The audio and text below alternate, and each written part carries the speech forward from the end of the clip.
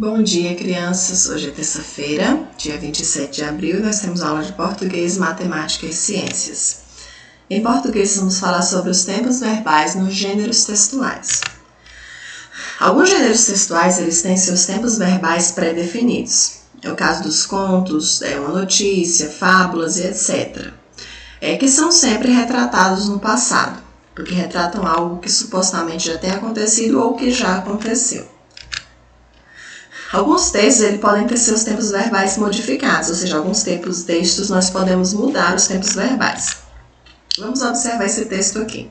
Todas as palavrinhas que estão grifadas aí em negrito com um tracinho embaixo, sublinhadas, são verbos, ok? Desculpa. A foca Filomena. Filomena é uma foca de circo. Fabiano é o domador da foca. Cada vez que ela fica com a bola no nariz, Fabiano lhe dá um peixe. A meninada vê Filomena com a bola e pede bis. Ela repete o que faz, dá uma rebolada e sai com o peixe na boca toda feliz. Depois ela vai descansar, para mais tarde fazer outro espetáculo. Aparece nesse texto aí o verbo do verbo ser, fica, dá, vê, pede, repete, fez, dá, sai, vai e fazer. Observe agora como o texto fica quando a gente passa ele pro passado. Filomena era uma foca de circo. Fabiano era o domador da foca. Cada vez que ela ficava com a bola no nariz, Fabiano lhe dava um peixe. A meninada via Filomena com a bola e pedia bis. Ela repetia o que fazia, dava uma rebolada e saía com o peixe na boca toda feliz. Depois ela ia descansar para mais tarde fazer outro espetáculo. Ou seja, observem que os verbos sofreram flexão. Eles foram do presente para o passado, ok? Vocês vão responder a atividade aí dessa mesma maneira, de acordo com isso que a Pro explicou. Vocês vão completar essas frases abaixo com os verbos no passado e no futuro. Na primeira linha, você vai colocar o verbo no passado. Depois, na outra linha, o verbo no futuro. E o verbo está aí entre parênteses. Exemplo, letra A. Ontem os turistas tracinham as praias. Amanhã eles tracinham o shopping. O verbo é visitar. Vocês vão colocar visitar no passado, na primeira linha, e depois visitar no futuro, na segunda linha. Lembrem-se, os verbos do passado ou do futuro, eles têm uma diferencinha. Quando eu coloco um verbo no passado, ele termina, isso na conjugação para o pronome eles, viu? Que é o caso aí, os turistas são eles. Terminação AM para verbos no passado. Então, ontem os turistas visitaram AM, as praias. Amanhã eles, verbo no futuro, terminação AO, visitarão o shopping. Então, visitaram e visitarão. O som parece o mesmo, mas a escrita é diferente. Passado, terminação AM. Futuro, terminação AO. Copiem essas letras no caderno, desde a letra A, copiem todas as letras e respondam dessa maneira, colocando o verbo no passado e o verbo no futuro, ok? Depois vocês vão fazer o que a Pro fez com aquele texto da foca. Vocês vão passar esse texto aí também para o passado. Primeiro vocês vão localizar os verbos do texto e em seguida passar o texto abaixo para o passado. Vão fazer a mesma coisa. Vão escrever esse textinho, vão grifar os verbos, circular os verbos. Vocês vão escrever esse texto 2 vezes, por isso que a Pro escolheu um texto pequeno. Escreve a primeira vez, do jeito que está aí, e localiza os verbos. Circula todos os verbos que aparecem aí. Depois você vai reescrever esse texto, passando ele para o passado, ok? Manuela, Mateus e Mimo. Manuela e Mateus nadam todos os dias na Lagoa do Nado. Mimo é o cão dos meninos. Ela nada na boia. Os meninos e Mimo se divertem muito na lagoa. A Lagoa do Nado fica em Belo Horizonte. Localizem os verbos. No primeiro texto vocês vão copiar e circulem. No segundo texto, passem para o passado, ok? Questão 1 e questão 2, copiem no caderno de língua portuguesa e respondam. Em matemática, aí, páginas 184 e 185. Qual é a área? Rodolfo está fazendo lição de casa. Ele deve determinar a área da medida usando diferentes unidades de medida. Agora a gente já vai passar a usar também aí o triângulo como unidade de medida. Primeiro, na primeira área ele vai usar o quadrado, na segunda área ele vai usar o triângulo. Tem aí, ó, preste atenção nesse quadradinho azul. Atenção, a área de 2 triângulos equivale a 1 quadrado. Se eu coloco aí 2 triângulos, observe aí na primeira imagem, deixa eu colocar a caneta.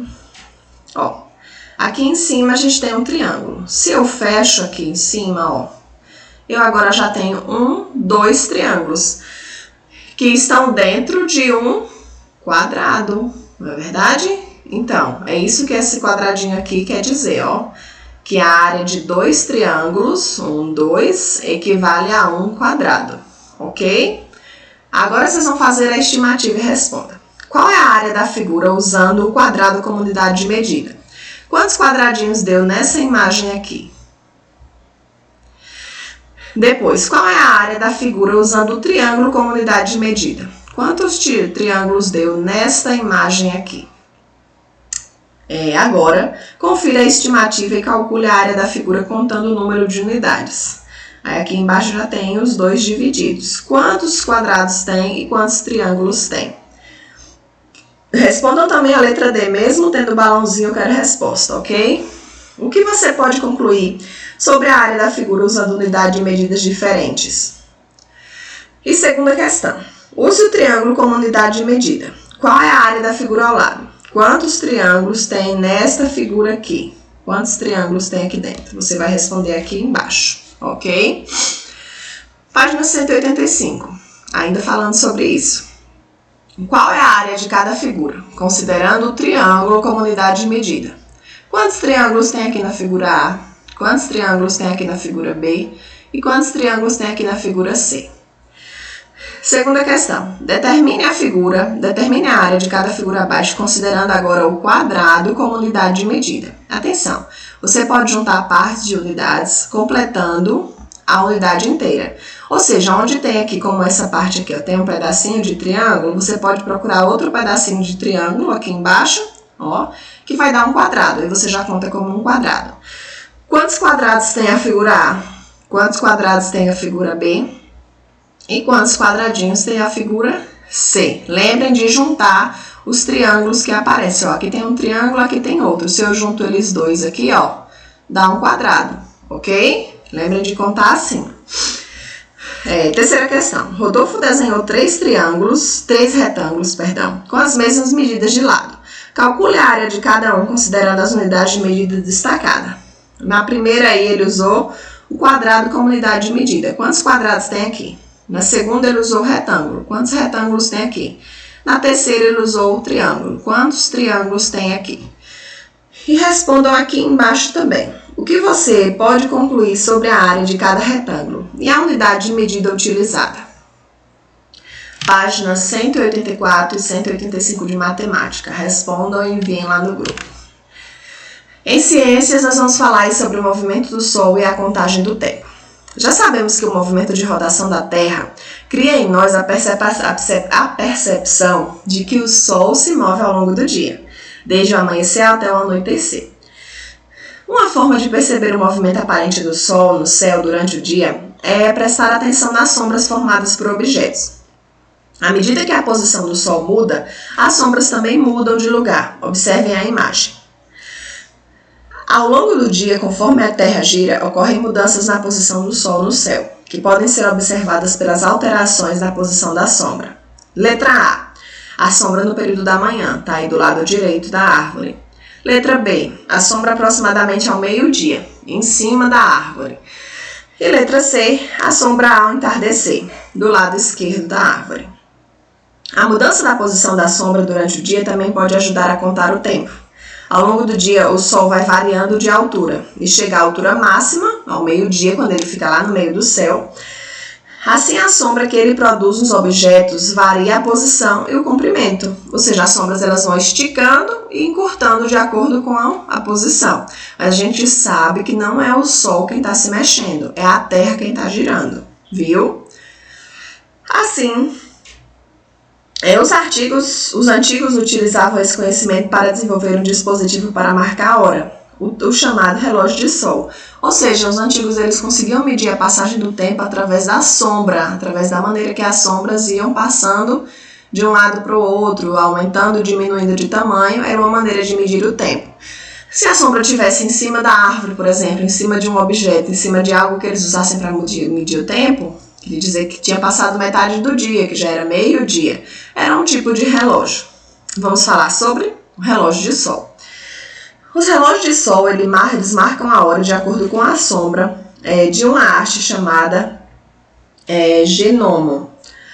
Observe na imagem abaixo que a sombra projetada ela funciona de modo semelhante ao ponteiro de um relógio. Tem aí o gnomo, e aí a sombra desse gnomo ele vai andando sobre os números e vai marcando as horas, vai marcando a passagem do dia. Copiem aí no caderno questão 1 e 2 e respondam. Você já viu um relógio de sol? E 2. Se o planeta Terra não fizesse um movimento de rotação, seria possível medir o tempo usando um relógio de sol? Se a Terra não se mexesse, se a Terra ficasse parada, seria possível a gente medir o tempo observando a mudança da sombra, da posição da sombra? Quero que vocês expliquem aí. Essa imagem aí são os relógios do sol, eles usam a mudança da posição da sombra para marcar as horas. Copiem no caderno essa questão 1 e 2 e respondam no caderno de ciências, tá? Essa atividade, essa parte para vocês lerem é na página 140. Atividade de português no caderno, atividade de matemática no livro e atividade de ciências para ler no livro e em seguida copiar 2 questões do caderno, ok? Respondam essas atividades, enviem lá no grupo, que a prova vai estar olhando a atividade de cada um de vocês. Um beijo grande, tchau, tchau e até quinta-feira.